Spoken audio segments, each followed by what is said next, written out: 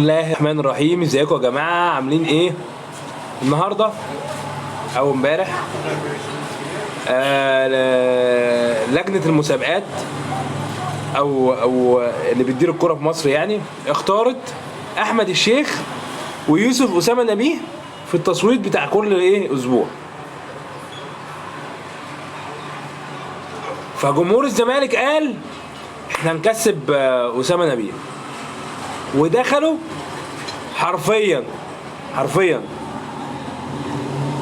اكتسحوا التصويت لدرجة ان التصويت بتاعهم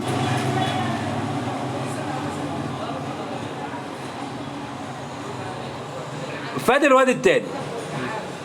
ملهاش حل تاني يعني، هما كانوا بيصوتوا مثلا اسامه نبيه فكانوا بيغلطوا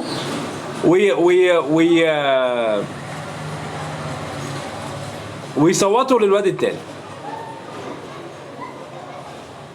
احمد الشيخ اكتسح التصويت،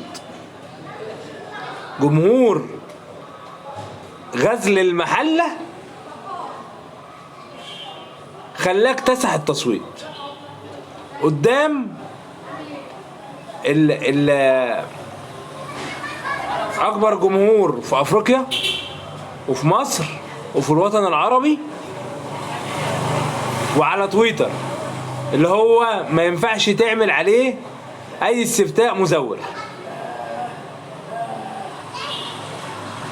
شفتوا بقى انتوا يا زملكاويه حجمكم قد ايه؟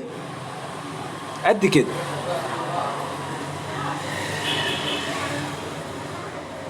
باستفتاءات بسيطه كله بيتمرجح.